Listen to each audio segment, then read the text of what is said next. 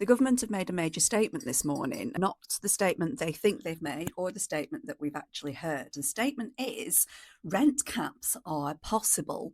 Now, they've capped, or they're about to cap, and they're introducing legislation to cap ground rent at £250. What's ground rent?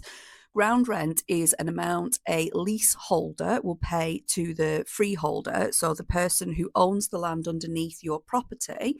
They can ask for ground rent, and it's quite often what we call a peppercorn rent, which is an extraordinarily small amount of money. And just in some places with like 1,000-year leases, many people don't even pay it. But on newer developments, leaseholds have become more of a thing. In some cases, up until about 2022, there was developers were increasing ground rent every 10 or 15 years, like doubling it, which meant that it became an exponential increase over time, which meant that for mortgage lenders, it was difficult to do a mortgage because they were uncertain about future charges.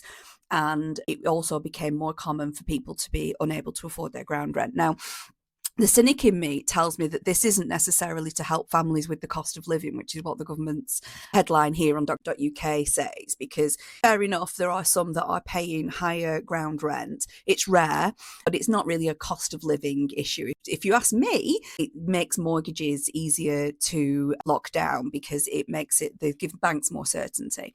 Now, why hang on to ground rents? If you're only going to get a maximum of £250 a year, why hang on to ground rents? Remember, it's not the property or the ground rent that any landholder is interested in, it's the land.